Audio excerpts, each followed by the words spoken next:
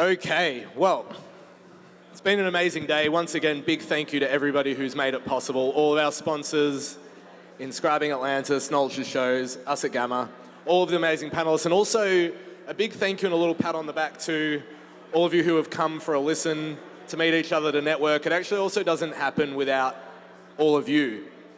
So everybody is part of what, the community, which is super important. So this is called From Storytelling to Provenance.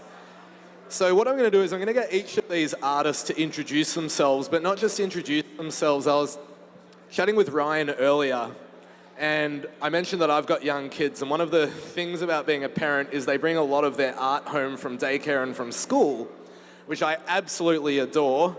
But I think you feel the guilt of having to maybe throw it out at some stage, because what do you do with it all? And it's sad. You don't want to do that. And at one stage, all of these amazing artists were kids, and they were creating art, I'm sure. And so I want them, when they introduce themselves, to actually, as far back as you're comfortable to go, talk about the how you got to this point. Because a lot of, when artists get interviewed, it's a little bit like, how did you get into NFTs, etc. And it sort of doesn't go back that deep. So as comfortable as you are, or as far back as you want to go, do you remember that time where you were a kid and you were creating and you felt that creative spark and, up to this point? So I love this question because artists don't always expect to have to go that far back. So, we can go down the line, introduce yourselves, but, give us a little bit of the really who you are and where the artist in you started. Thank you. Thank you very much for the question, which is very interesting. It's very hard as an artist to define the beginning of a journey, but I will try to. I am a marble sculptor. I do marble stone handmade for more than 20 years. I did start with science studies, and I am in deep passion with the concept of time. My main red line, my main focus as an artist is to dialogue with the concept of time, to make an art piece that could be somehow forever. It's kind of a impossible goal, but that's a dream in my head. That's why I do marble carving, because marble lasts for long. And I had the chance around my 20s to discover marble carving. I quit everything. I am a nightmare for my parents because I was a good student, and I decided to quit everything just to do marble carving at an age where you are not sure about what you want to do. But it was a deep feeling to go into this very hard material, very difficult to manage to carve. The marble carving is it's a pain. It's the definition of difficulty. You have to accept that it's going to take time to achieve something beautiful. It's not easy. You can't make something in a day. It will take months. And somehow it helps me to be patient and to accept that you have to put a lot of patience and hard work if you want something to be good. And yeah, when I discovered blockchain later in 2016, I was amazed by the smart contract. I will do quick because I don't want to speak too long. I discovered Ethereum in 2016-17 at the beginning, and I tried to do NFTs in 2020. The smart contract was mesmerizing to me because it was the long-term digital inscription and the fact that you can certify an art piece, which is a big problem in marble sculpting, marble physical stone from the past. We don't know where they come from most of the time. You don't have long-term certification on classic antique sculptures. Because of the smart contract, I was thinking that, wow, that's amazing. We will have something that could certify digital art, but also that could certify physical art as well. But, the smart contract is it's an amazing tool, but you don't own the inscription of the file itself. So when I discovered ordinals last year, it was like an art revelation to me, because I think Bitcoin ordinals inscription got this kind of artistical approach. You inscribe the data fully on-chain, and it's like digital archaeology. You put something on the blockchain, and you don't have anyone who can interact anymore with the file itself. And maybe in centuries, we will look at these files like the only remaining eternal digital file from the 2000. And we don't realize yet the strength of it. Maybe in a fast-changing world, it will be like huge artifact of the 2000 years, and that's what I find very exciting and the goal of my next years here. Yeah, feel free to know that's super elegant way to put it, and amazing, I guess, symbiosis from what you were doing and then doing it on chain. So yeah, the narrative is very powerful. Yeah, so we have Otherworld. So yeah, I go by Otherworld. I guess art has always been a part of my life, mostly as a hobby and something for fun. I would always be drawing, illustrating in class, and got a little bit into painting when I took some art lessons. It was like a once a week for an hour type of thing, but I didn't like the regime of going to art class. But I learned how to paint, learned some fundamentals during that time. But then I took a bit of time off of art, still had the love for it, but mostly just drawing for fun. And I never really pursued it for something professional until I was in grad school for bioengineering. And during this time, I had picked up digital art. I really liked the collage approach of making art on the iPad. So I went with that route. Still doing it mostly for fun, but built up a supporter base and people that liked to see my art on Instagram or Twitter at the time. And then heard about NFTs, so I got into that near the end of 2020 or early 2021. And then it pretty quickly took off, and then I was met with the dilemma of like continuing school or going full-time into art, but I continued and I completed my school, but still worked on the art, and now I'm full-time into the art. So yeah, it's always been a big part of my life, but something I sort of stumbled upon to be a career. And I'm happy it became that way, but I never thought it could be possible, especially, when we're growing up, NFTs were not a thing, of course, and digital art was very new, and especially now crypto art. But yeah, so that's my background in the art world. Yeah, it's fascinating the way that can happen and how the digital art path, and a path which I know sounds like a cliche but is still so young, it's so nascent, has given you that career path. That's fascinating. Efdot. Hey everybody, my name's Eric. Most people know me as Efdot. I've been creating under that name for the last 20 years or so. My art journey starts when I was very, very young. My grandmother was an artist. She made all kinds of things from illustration to sewing to stained glass. And my grandfather was an eye doctor. And when I was about 5 years old, he diagnosed me as partially colorblind. So immediately from a really young age, I knew that I kind of see the world a little bit differently than the majority of people. And then 8 years later, after that, I discovered skateboarding. And skateboarding was the first time that I felt seen by a culture that wasn't just a sport that had rules and had a very short-term goal of like winning the season. It was about this infinite game of like keep pushing, keep learning tricks, keep evolving the vocabulary of the tricks, because it's a sport that doesn't have rules.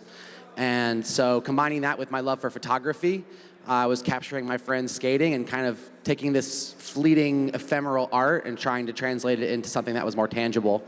That evolved later into street art and murals and lettering and typography. Again, trying to take something that I knew might not be permanent in the street. It gets painted over, it gets damaged. People tag over my art all the time. And so getting a really clean shot and securing that as the final piece, the digital artwork really became the important part of it, because that's my legacy, is those finished pieces that I have control over. And then, of course, you can add so much to it now with these tools. You can add the element of randomness or chance, almost like someone's tagging over your work. You can allow people to interact with your art. So that was super fascinating to me, but that's sort of how I got into it, and stumbled into NFTs and crypto art in 2021 after doing this project that was around baseball cards. So it was a very similar but parallel universe of collectors. And that really prepared me to take my art in a much more serious way, to go kind of against the commercial art, more into the fine art. And it's been a hell of a journey. And I'm grateful to be surrounded by so many talented people up here. Yeah, it's fascinating that you mentioned that, and then finishing with baseball cards, but skating and skate culture, and how much visual art and also, film and music is driven from culture, and we're going to get into that. So thank you for that beautiful segue. Ryan. Hi, everyone. My name's Ryan Koopmans, and like most of us here, I've been interested in making art since I was very young. Started with graffiti, and like as Efdot was saying, it's about trying to get the photograph of the piece as soon as possible before it is taken away. So that was my sort of early experience with art, but more contemporary work stems back to, I was initially going to be an architect, and during the architecture portfolio making process, I got a camera and started taking pictures, and quickly realized that the camera was something that could give me access to different social, cultural situations, and it was that sort of experience of exploring which is what I fell in love with. So, and even with graffiti as well, it's about the adventure and the exploring and the sort of relationship to architecture and to place, as opposed to the actual, say, structure itself, but the actual experience of exploring it is what has always fascinated me. And so yeah, I've worked as a photojournalist for about 15 years, and then in 2020, the end of 2020, learned about art on Ethereum, and over the last year have been releasing one-of-ones on Bitcoin. So my blockchain experience is ordinals and Ethereum prior to that, and we can get into the reasons why inscribing and minting work is so significant for what we're all doing. Yeah, and that's another thing that we're definitely going to touch on. There's sort of the two key areas. So I was thinking, Aaron very aptly titled this space, from storytelling to provenance. And all of you have that story to tell, and something that sort of, I guess, has given you that avenue into this space, and how art really drives culture, and skate is a type of art. There's all these different types of art, like you said, with your real life sculpting. How has storytelling and culture kind of like evolved over time as you've created through to this point as well? I'm going to really focus on the storytelling while we can go down. Do you want to go? We'll just go down the line again. Let's do it. Physical art, in my case, when I talk about marble sculpting has a lot of limitation. Reality. The reality of marble is that it's very hard to do large-scale pieces, and it's heavy, and it's hard to move, and it's not liquid. If we talk in terms of market, you have to move things. I have 500 kilos of marble sculptures exhibited at the main Basel Art Fair, and it's a mess to install that and to move it. So basically, the digital art and the blockchain art makes me think about, in a more open-minded way, how the art can be shared with the people. Because the problem is that usually art is a free thing. Back in the days, in the past era, art was something for the street, for everyone. Like the statues in the Greek era was like just statues in the city, And now statues and sculptures and physical art became a market, a huge market actually. And it's quite difficult to realize as an artist that you can't share that with everyone. It's something pretty unique that you have to move from a place to another and to sell to a museum or to a private people. And digital art is much more flexible. And that's what I loved about the concept that brought me into Ordinals was the Runestone. And the Runestone, all the honor goes to Leonidas and the team who managed the concept of the Runestone, because I am only the artist. I don't want to take the responsibility of the concept and the idea, which is the most brilliant thing.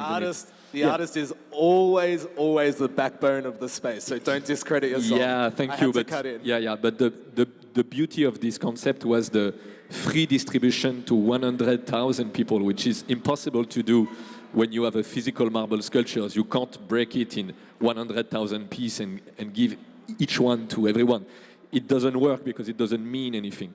And like everything in this concept was brilliant to me and very meaningful in terms of art, the 3-point was, you're going to work a lot for free because I actually received nothing from Runestone, and that's the beauty of it. Because art must sometimes be something that you just do because it's too beautiful to be avoided, it's too beautiful to not be done. So you must stick to that as an artist. You have some place to do your market, but you must be honest with sometimes do something just because it's too good to not be done. So the Runestone was first the fact that it's going to be a pure volunteer project, and I like this approach. The second was the fact that it can be distributed to everyone.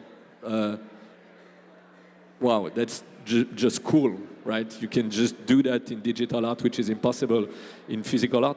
And the last and not least was, it was one of the biggest ordinals inscription, and I like to do heavy things, marble, heavy things, difficult to inscribe. When I go to Italy and I buy 8 tons of marble, my bank call me and they say, okay, what are you doing? And I say, I'm buying a block of marble, and they don't understand. And I like when I realize that they're gonna pay that much to inscribe the Runestone.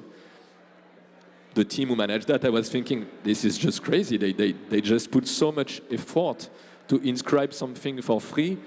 I just like the fact that it was completely opposite to all the market construction of the physical art. And that was the beauty of the move, so I decided to accept and do the design of the Runestone. And in terms of art, I tried to do something which is what I like, which is in between the past and the future. It looks like an old monolith from a Viking past period of time. And also it's too designed, it's too modern. It looks like a modern movie monolith, like from the future, and you don't know if you are looking at the past or the future.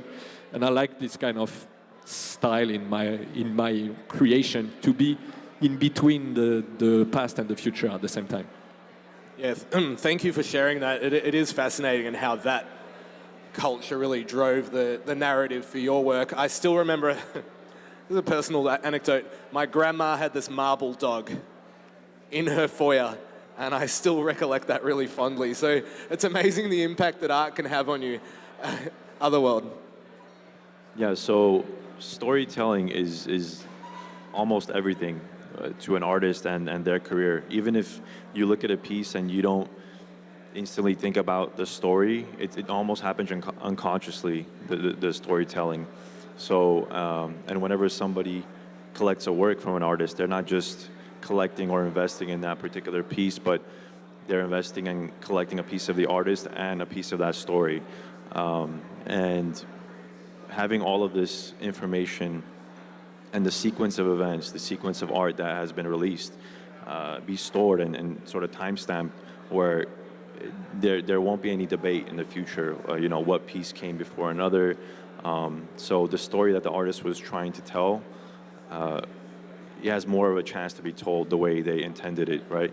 So I think that's a big benefit of putting art on the blockchain for storytelling reasons. And the blockchain itself is a medium to do creative things on. So yeah, storytelling is everything. Yeah, and to add to that, because I'll just get you to elaborate a little bit more on you and your style, adding that color to almost what looks like in a darker themed, almost Renaissance. What culture, or where did your story come from, and how did you end up creating in that? I don't want to say style again, but I don't have another word on the tip of my tongue. So in that way, or that genre, so to speak. Yeah, so it's a combination. I got into digital art by just doing mainly digital collage and not illustrating much, and then slowly I started to illustrate more, and these characters developed over the course of a few artworks and a few months, and then I knew I had something there, and the story kind of I don't really think too much of the story in the beginning of an artwork, and I sort of get the story near the middle or even the end of what it means to me. I don't try to push that on the audience. I like to have them, interpret it the way they will, with just kind of hinting or nudging it in a certain way with just the title. I think the title could give away a good amount, and it shouldn't give away too much, is what I try to do. But yeah, taking older works, classical works, combining them together, putting a modern twist, and in my case, I really lean into the dark side of the human nature, and then a key word there, emphasis on nature. I think it's all natural, all the good and the bad. So yeah, I hope that answered the question. Yeah, no, definitely. Perfect elaboration. Thank you for that. And Efdot, you've already alluded to it, but skate culture is massive. I grew up, massive 90s kid into Tony Hawk and Bob Burnquist and all of those incredible skaters, and think back to playing the Tony Hawk games and the music that was on them and the artwork on the bottom of the skateboard and, wearing Vans shoes and all of that sort of stuff. I guess, talk about where that came from, and you said you started there and now you create the way that you'd love to hear the story. Yeah, I think with skateboarding in particular, it's one of those activities that teaches you a lot about getting back up again and trying, even though you're likely to fail again. There's a quote that I heard recently. It was like, the more you fail, the more you win. It's the people who try the most things and fail that end up succeeding, but you don't see that on the surface. It's only when you see the success. It's easy to forget about all those failures. So skateboarding really taught me a lot, and I think my experience of the urban environment on a skateboard informs my work a lot to this day. I use nostalgia in my art. I don't overthink the story too much. It was interesting how you were pointing out about how sometimes the story reveals itself over time, or it's not even apparent to the artist in the moment when they're making it. They're just flowing with the natural thing that pours out of them when they get up in the morning. And over time, they can understand why they're creating in such a way, or why they're drawn to certain colors, or open spaces versus chaotic spaces. I have that problem where when I see an empty page, I just want to fill every little inch of the canvas, and I have to restrain myself and remember, like, negative space is important. But then when I look back at the work, I realized that that piece was more chaotic because I was feeling more chaotic, or there was something affecting me that day that had to come out. So trying not to fight that when I create, and just let the story unfold naturally.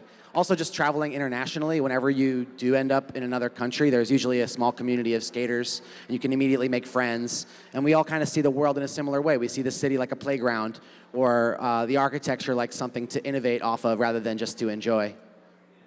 Yeah, really well said. And I think that fun component, like you said, is so important. And I can't remember who said it. One of you two said the word fun as well. So it seems to sometimes filter its way through an artist's work and their life. Ryan? Yeah, for me, storytelling is a very inherent thing to the actual subject matter of the artwork itself. So for those that are not familiar with what I do, with my partner, Alice Vexel, we research and then travel to different places around the world and photograph the interiors of these old, dilapidated, abandoned structures, and then bring those photographs into 3D and digitally overgrow them. So these different locations all have very complex stories in and of themselves, which is what you first learn about before even going there, so you understand, what you're dealing with. And what's also interesting is the buildings are actually disappearing in real life. So by inscribing the artwork, it's a sort of a combination of this architectural preservation as well as the imaginative intervention that we've been able to put into the building. So there's this idea of preserving the story and recontextualizing the story of the subject matter itself, the building. So to me, the aspect of provenance and inscribing the artwork is totally critical to the body of work. Yeah, it's fascinating that you say that. And if you haven't followed any of these artists, definitely follow them, look them up. We'll find out their Twitter handles at the end. I remember traveling in Cambodia a while back and visiting one of the temples around the Angkor Wat region. I think it was super cliche, but I think it was the one from Tomb Raider where they filmed part of it. And that's where your work takes me back. Is there any, without maybe picking like your favorite child, because that's always a tough question, but is there anything that really has like really driven your story from where you've traveled around the world? Yeah, so for me, the idea which manifested into this body of work called The Wild Within, it started in the country of Georgia, in this one town called Skeltubo, which was a former Soviet holiday and like revitalization district, basically, in the country of Georgia. And I've been there on and off for the last 8 or 9 years, photographing this one town. And it just has a really interesting combination of unique architecture, a very dynamic social political history, and that's been the most impactful and influential place, for sure. And each of you have touched on it. I think we've gone to that provenance point, throughout each story. I think the ephemeral nature of physical art is still so romantic and beautiful, and that organic decay, I think, that's why physical art and digital art are they're both art. They're both things that we can collect. Beyond as elegant and beautiful it is, and shout out to Casey and Raf, for inventing it and maintaining it, and Ordinarily, who's not here. Beyond the fact that we use these phrases, the art's going to live beyond us. It's it's on Bitcoin. It's inscribed. It's almost the most physically tangential digital collectible, if you like, that there is. Is there anything that really struck you, that really resonated with you about the provenance of? You've all had work on other chains, but of putting it on Bitcoin, on that digital gold, on the digital megalith, all of those words. Is there something that that you've thought about? You've gone to bed and gone, wow, this speaks to me. Yes. Actually, it's when I look at art history, the physical art history, once again, because I come from this place. When you look at all the art movement, let's take Impressionism. For the first 30 years, no one bought them. Monet, Renoir, now one of the most valuable painting of Monet, worth $100 million. For the first 30 years, no one bought it, and they had to organize their own exhibitions to find people who accept to buy some paintings for $50 or nothing, And it's just after 40 years that they start to have a real market. And I think that we are facing the main question on digital art market. It's that the liquidity is so huge and the flexibility is so easy, especially on blockchain that allows inscription for no cost and with easy smart contract. The flexibility of the market is so huge that the volatility is too high. And many of the people lost their mind in the fact that they are more oriented into doing flipping than really acting as art buyers, And we don't know exactly where will be the file on OpenSea or centralized place in 40 or 50 years, when the market will really start to be mature, Photography took 40 years to become an art. Impressionism took 30 years to become an art. All the art movement, cinematography, movies, took 40 years to become an art. Digital art and blockchain will take 30, 40 years to mature and to evolve into this kind of mess that we are living now, with a lot of things ongoing back and forth, up and down, and real established artists and valuable projects that will go through the next decades and centuries. It will take still 20, 30 years, not 2, 3 years. It will be long.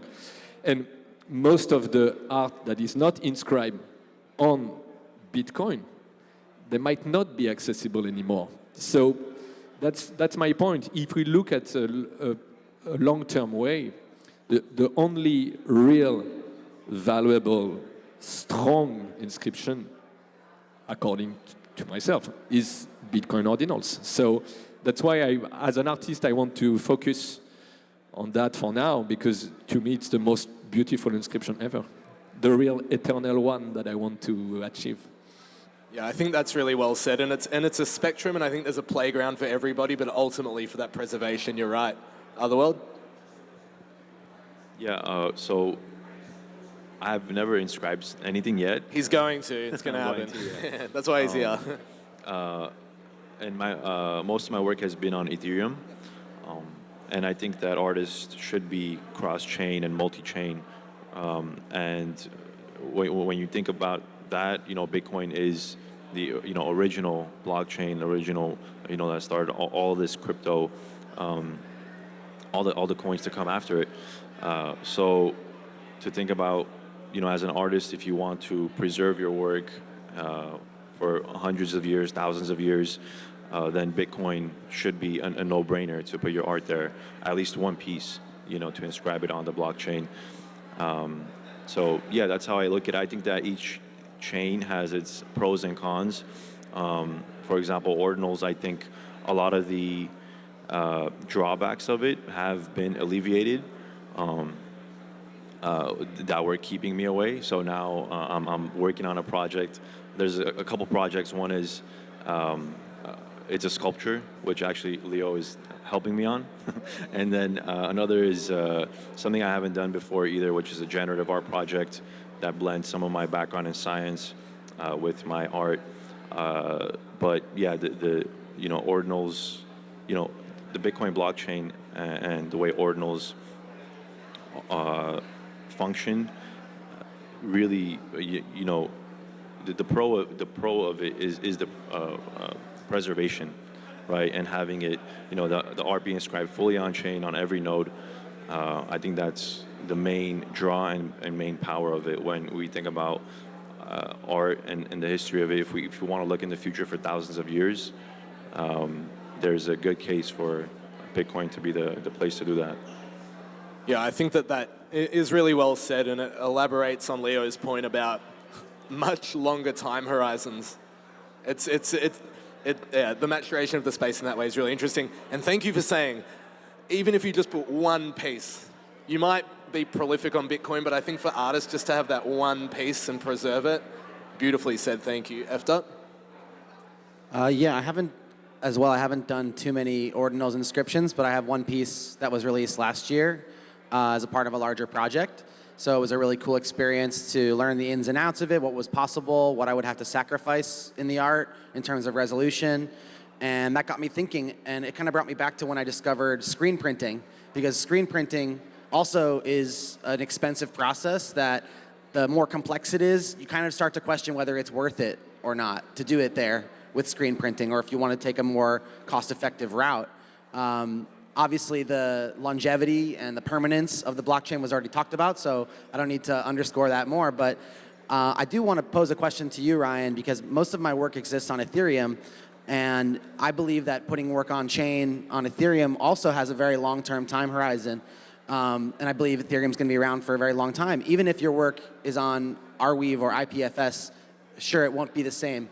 But I think there's just artists thinking about permanence is a lot of the conversations I've been having now of what's worth it, and should you put everything on Bitcoin or on chain on Ethereum, or is it just for specific projects that are designed to be that way? And I know that you've pushed the limits of it with doing dynamic art and video art on your inscriptions, so I would love for you to hear your take on it. I think you'll have a better answer than me.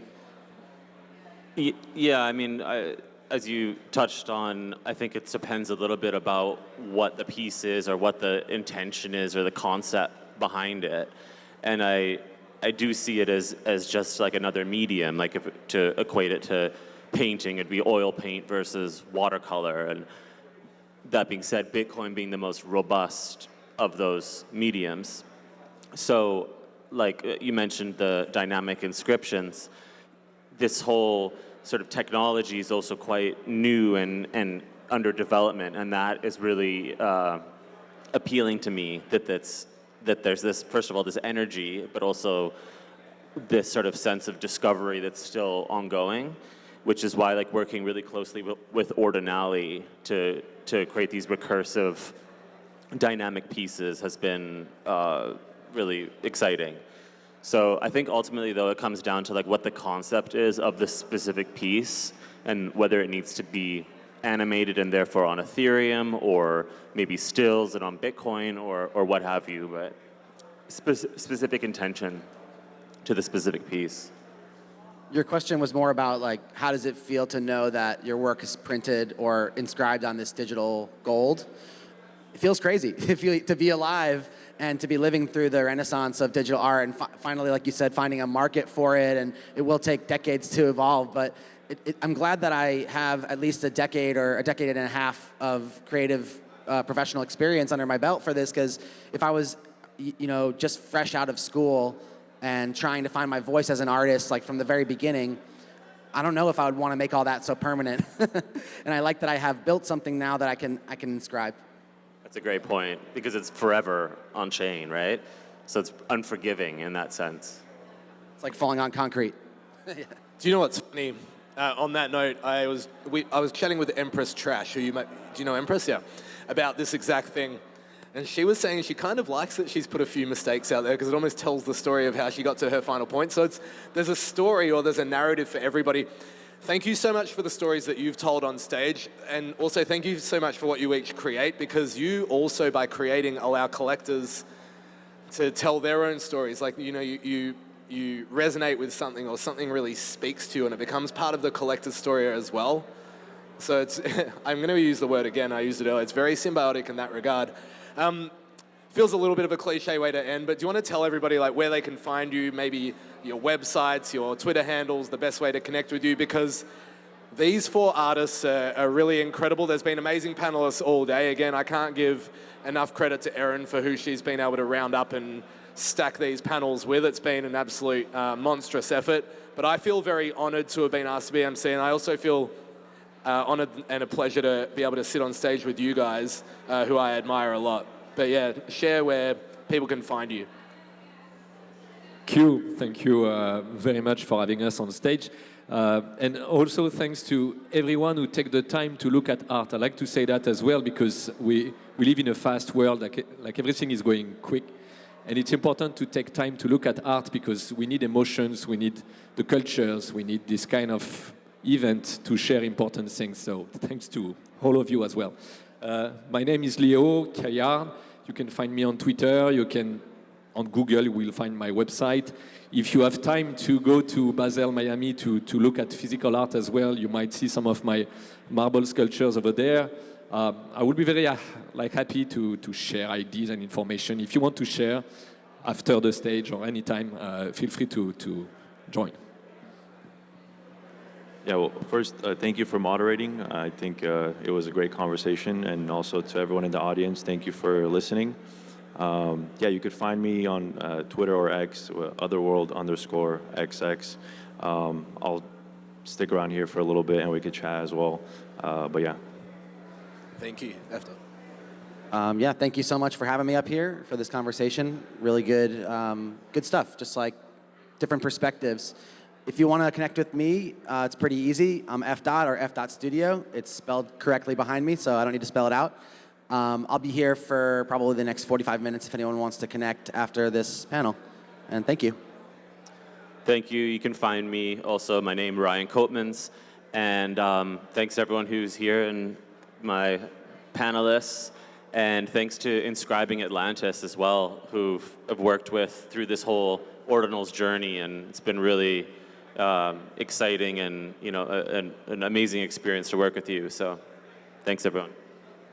Yeah, a really big thank you to these artists. Can you give them a massive round of applause? And if you can, I'd come and try and speak to them, catch a few minutes of their attention. But once again, thank you. It really was an honor. Thank you.